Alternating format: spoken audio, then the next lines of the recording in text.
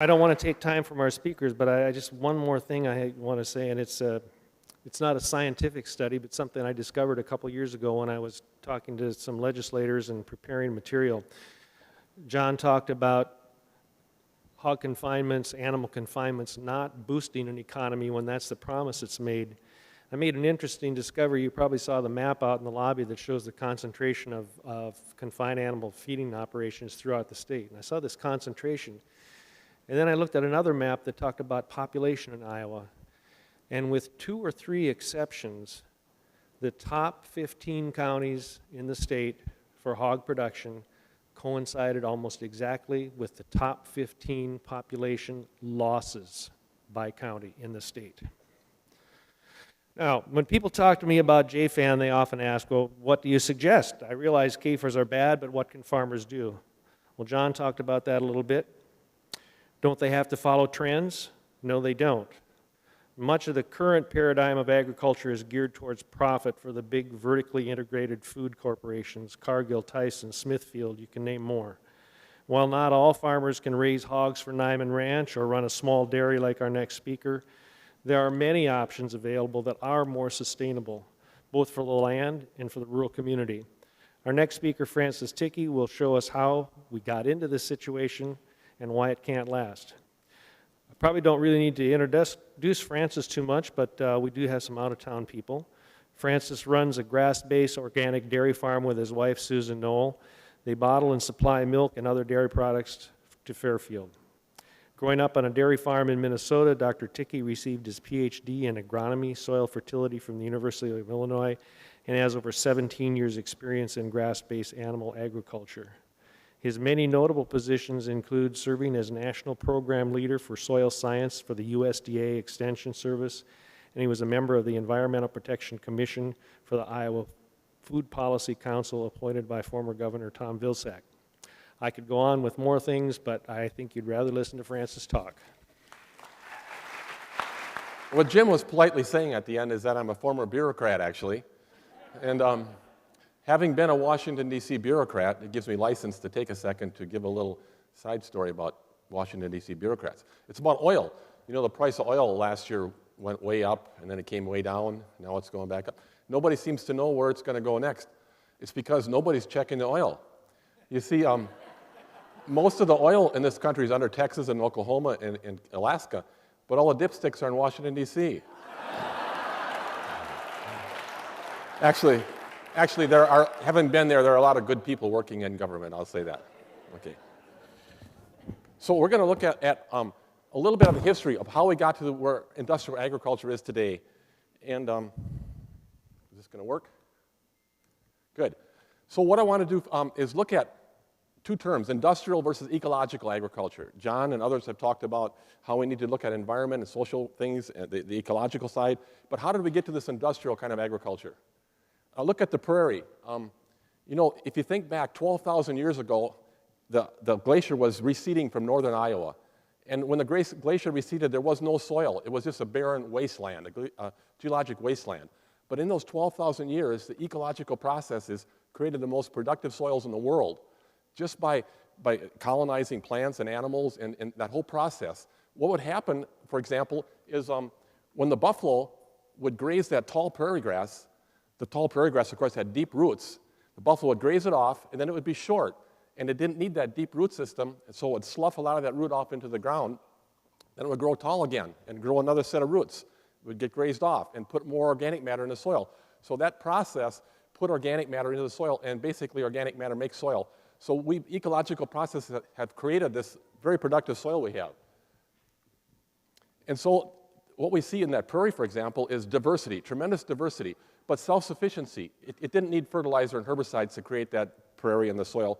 It was self-sufficient, and it recycled and cycled. A few years ago, Hunter Lovins was here, and she said something very profound but simple. She said that in a natural ecology, there's no pollution. It's because of all the diversity. The waste of one species is food for other species. Everything is cycled and recycled, and that's why it built the prairie, because it saved everything.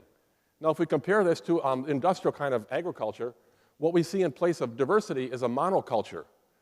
Whether it's thousands of acres of wheat in Montana, or here monoculture cotton in California. Here we have monoculture corn in Iowa. Even in animals, thousands of here hogs, thousands of hogs in one place. And of course, this is not the way nature would design an animal system. Here we have 10,000 turkeys in one building. This is the largest feedlot in the country. There are 150,000 head of cattle in this one feedlot. The person who took the picture said this picture only showed about 15%. As he turned off to the right, you could see that the animals, as far as you could see, actually, way off into the mountains over there. And so we can see that this is not the way nature designs systems. And as John alluded to, one reason we could do this is because energy was cheap. Now that we're getting to the end of the era of cheap energy, we're going to have to think about different ways to raise animals and to do our cropping systems. Another thing is, in place of self-sufficiency, is high input. For example, this cornfield, it takes herbicides to keep it as one crop. It takes insecticides, fungicides, and a lot of fertilizers just to keep that one monoculture crop going. But because you don't have all those species to take up the waste, you have leaks. The system leaks. For example, in the Gulf of Mexico, you've heard of the hypoxia zone, the dead zone. Here's Texas, Louisiana, Mississippi. Every summer, from the nutrients that come from down the Mississippi, and the U.S. Geological Service tells us that over half of them come from corn soybean production in the Mississippi River Basin. Those nutrients feed algae blooms, which then die, and they make when they die, the oxygen is depleted, and all life either has to leave or dies in this area. Here's another thing, because annual monoculture crops like corn and soybeans, they are only on the ground for about 5 months of the year. The rest of the year, the soil is not protected very well, and so at times it's very vulnerable. Last year we saw with the floods that tremendous loss of soil. The statistics show about 10% of Iowa's cropland lost 20 ton per acre of soil to erosion because it's not very well protected compared to that prairie, that perennial cropping, polyculture. Also, animal systems leak. When you put all that liquid manure in one place, it's vulnerable to leaking. There have been cases, of course, where whole lagoons have broken out, or leaky, here's a leaky pit under a building, or spills where a lot of it will go down in this case, go down the standpipe into the creek. There have been, actually in Iowa, hundreds of manure spills in the last 10 years, and millions of fish literally killed from manure spills. Now, we saw how the animals in a close confinement like that, it's not the healthiest condition for them. If the fans were to go off, the animals could die within a matter of hours or less because of the toxic fumes produced in there. And studies have shown for many years that the people who work in these confinement facilities have a lot of health problems that are related to that bad air quality. And in the 1990s, it was found that neighbors had the same kind of effects, respiratory problems, headaches, diarrhea, burning eyes, similar to what the CAFO workers had. More recently, a study at the University of Iowa showed that asthma rates are much higher if you're near confinement. That children, for example, in schools that were near a CAFO, their asthma rate was over twice as high as the control. And if children grew up on a hog farm, their asthma rate was about 4 times higher. And if their hogs on that farm were given antibiotics subtherapeutically, their asthma rate was like 5 times higher, about half of them. So let's look at how we got into industrial agriculture. The Industrial Revolution came in England about 200 years ago. And first it came to textiles and the steam engine and so on, the factory setting where everything is controlled. But it was slow to come to the ecological setting right here because there's so many variables to control. It came to crop production earlier, but after World War II is when the industrial took off in agriculture, as John said, with fertilizers and pesticides that came out of the World War II chemical production. But animals was slower still. It took till about the 1980s or so before we really got these large CAFOs in animal production. So I think the Industrial Revolution came to that point, but the historians say that by about that time, the Industrial Revolution was superseded by the Information Age. So really what happened is that CAFO agriculture came into being just in time to be obsolete. But actually, there is some truth to that.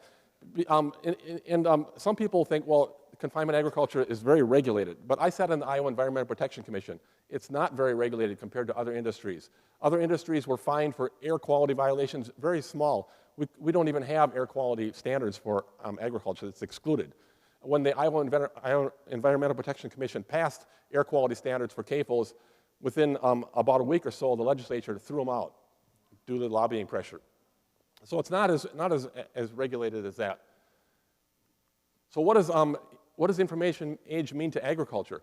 Well, it means knowledge of ecology. We're knowing so much more now about plant cycles, the life cycles of weeds and insects and other pests. And so we can apply that knowledge to, in organic systems, for example, or sustainable systems, to circumvent the need for pesticides, to grow our fertility from crop nutrient cycling from other crops. One crop can help the nutrient cycle of another one. So we can get past a lot of fertilizer use and pesticide use just by this knowledge of ecology. And so it's important, it's really true that the whole confinement thing is really obsolete, and I think it's going to be passing by here as time goes on for reasons I'll talk to in a minute. So how can we harness that energy and efficiency of nature? How can we use the nature's ecology, the organizing power, the energy and efficiency? What I'm going to do is talk about our farm, Susan and I, the Radiance Dairy, and look at how we use that as a model, and we use ecology as a model for designing our farm. We moved to the site we're on now in 1996, and it had been in corn and soybeans for many years, and it was hilly. It's hilly, and a lot of the soil had been eroded away. As a matter of fact, here is one of the waterways that's supposed to be a grass waterway, and many of our waterways were like 2 or 3 feet gullies, and it wasn't really suited for corn and soybean production.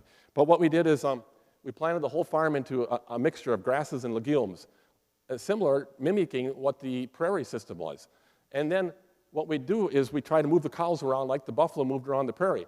This is the farm, a map, and this is where the cows are milked, and all these little lines here are paddocks. The whole farm is in grasses, and we have 60 paddocks, so the cows can move every day to a new pasture. And these are the lanes where the cows go around.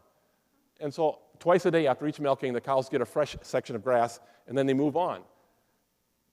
So it's like the buffalo moving around the prairie.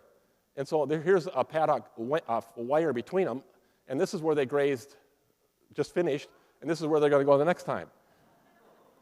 And compare that to, if you compare that to a confinement system where the animals are confined, first of all, the animals are not as comfortable an environment, or as healthy an environment, but also you have to bring the feed to the animals. The cows are grazing it on a grazing farm, but here you have to chop the grass, blow it up into the wagon, bring it home, blow it up into the silos, and then every day feed them, and then collect the manure and haul it back out into the pasture. But no, it sounds a little funny, doesn't it? But if you design an ecologically based farm right, all you do after milking is open the gate, the cows go in, you close the gate, and the cows...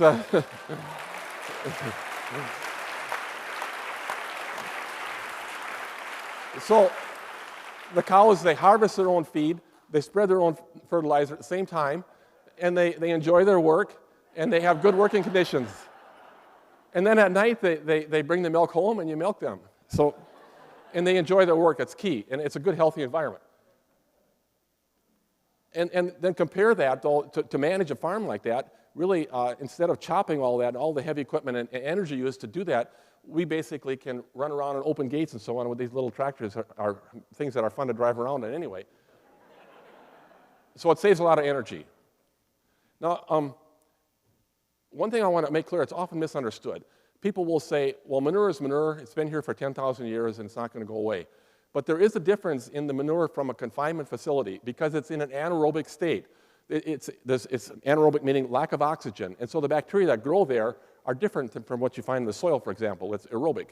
And so in that pit, toxic compounds are created. Research shows that over 300 volatile organic compounds are created in a liquid manure pit. And many of these are very toxic. Like I said, if the fan goes off in the building, you got to watch out. You can't go in there. People die just going into these places because of toxic gases. Now we compare that to a pasture. And right underneath that cow patty, there are literally billions, probably 1 trillion bacteria in there waiting for a meal. And the difference here is that these bacteria are aerobic. They live in a condition where there's oxygen. And when there's oxygen, then when you decompose something, it goes off to carbon dioxide and water. Whereas if it's anaerobic, it goes off into putrefied compounds because there's no oxygen. And so very putrefied compounds are the result that are toxic. And this is a cow pie that's dried out and kicked over, and you see, you can count like 20 or 30 or 40 earthworms underneath there just eating it. That's their meal. And so this is what's different about manure. It's in a natural setting like this. Also, if you compost manure, the same thing. It's an aerobic process, and the end product is a odorless material that is a great fertilizer. And so I'm just going to go through a little bit about our farm, how we make it work so that the cows can kind of work like the buffalo, only not quite. But we have to have lanes to get the cows out to the pasture so they can get out in any weather. And actually, the cows can get out in the paddock when it's raining, and they tear up the paddock, and you think it's terrible, but then they move on to the next one. And by the time the cows come around the farm, it's all renovated, rejuvenated, because they're only there one day. If they'd been in there for several days, they'd have probably killed it. So we can get the cows out in all weather, and we can use that to our advantage because we want to have both grasses and clovers in the pasture. If we get too much grass, then we'll put the cows there when it's wet, and they'll chop it up, and it'll make the clover grow more. So we can keep that balance because the clover puts nitrogen in the soil. It helps the fertility. We also, this I'm trying to show here is you see the trees have no leaves on them. We try to start as early as possible, usually the first week of April, and graze until about the first week of December, depending upon the weather, so the cows can be on the pasture as long as possible. Just a little aside, we have chickens on the farm, speaking of ecology, to help with the cycle to kill the flies, actually. They eat the fly larvae. Here's a chicken house we made on a truck. Here you get the eggs on the side, and we open the gate, and out come the chickens, and they're our fly control squadron. We had an Israeli guy milking for us once, and he said he was in the Israeli army, and he called the chickens the commandos. So what they do is they go around and they scratch through the manure and they eat the fly larvae, and so the flies can't hatch out. And then when every day they lay an egg, they run in there and they lay their egg in this little chicken house, so they work all day for free, like the cows. They enjoy their work, and then they give you a free egg on the end of the day, too. And here they even will try to get flies off a cow's. Here's one on a cow's back. One day I saw a chicken with a mouse in his mouth, and I saw they were fighting over this mouse. And I've seen it since. If I see a mouse run out and the chicken's around, with a pick and a shake, they can kill it. A friend of mine says the chicken is built like a miniature Tyrannosaurus Rex. And if you pick up a bale of hay and a mouse runs out and there's a chicken nearby, it's like Jurassic Park. So chickens are real scavengers. And this, for example, during milking, the bull was off to the side eating any feed he spilled. They would eat right away, go over there and eat it up. Even though people say they're fat, but it's their nature to scavenge and not let anything go to waste. But we had the chickens, we saw it was on the truck. We had it following the cows around, so they would eat the fly larvae out in the pasture. But the predators were killing the chickens, so we had to bring them to the home, back to the farm. But now we have a lot of wildlife. Since we have a lot more diversity on the farm, we see a lot of wild turkeys, we see cowbirds flying around the herds, we see swallows flying over the cows, and egrets even. And so we're hoping that nature's ecology will do the work that chickens did, and even cheaper and easier. Now this is a dairy, and dairy is something that's getting more and more popular to have grass-based dairies. Hogs can also be raised outdoors in ways that are ecologically sound. We can rotate them through a pasture. Next year this could be into corn, and the hogs could be in the next pasture that had been hay. And it's a more comfortable place for animals to be, of course. Also, as John mentioned, hogs can be raised in hoop houses, deep-bedded hoop houses. In there, it's a good place for the hogs to be running around in the bedding. It's a comfortable place for them. So a couple things that I want to mention finishing up here. Why are we going to see these CAFOs as becoming obsolete? One is, I think, is the end of cheap energy. Really, our whole industrial agriculture is running on cheap energy. And when oil went up to almost $150 a barrel, it was a real scare for Iowa agriculture. And what's going to happen, some oil economists say we're not going to see a continual price going up and up. We're going to see spikes and falls, up and down and up and down. But they're going to keep going higher and coming down less low and so on. So we're going to be seeing more of this. So we're going to have to get ahead of this. We're going to have to learn to farm in ways that use less energy. And that means not only cropping, but animals. So as you saw, if you can have animals out there on the landscape, they're healthier, they're saving a lot of energy. That's what we're going to need to do in the future. Climate change. The biggest thing about climate change is weather instability, extreme weather events. We saw the flood last year. The climatologist Elwyn Taylor from Iowa State University says that in Iowa, we are losing 13 bushel an acre average of corn each year due to extreme weather events. So already we're losing something from that. And John said a lot about this, that the other thing that's going to, I think, bring us to the end of this industrial era is the societal demands for the environment protection and also humane treatment of animals. And this is something that we haven't talked about much, but California recently, as you probably know, passed Proposition 2, which outlawed certain forms of confinement agriculture. For example, this is one of the things they outlawed is chickens in cages. And so there are like 4 or 5 or 6 chickens in a cage that isn't wide enough for one chicken to spread its wings fully. And so this is one thing that they've outlawed. Another thing is veal calves and hutches, where they're chained to the hutch and they can't turn around, and they're usually kept in the dark so that the meat is white. And so this is another thing that was outlawed by Proposition 2. Another thing is farrowing crates for hogs, where they are in these crates and they cannot turn around for months at a time. And this is another thing that was outlawed. And there are a couple other states that have done similar things. And I really think this is something that's going to probably spread around the country over time. And I think, besides the cows, we have a couple more things. One is just to look at the trend. This is 1997, 2004, 2005. This is the number of new confinements built in Iowa. And these are the ones that are over 2,500 head of hogs. And so you can see it's starting to spike, 2005, 2006, 2007 down a little. I don't know what the numbers are. They're probably down a little bit here. But once we come out of the recession, it may go back up again.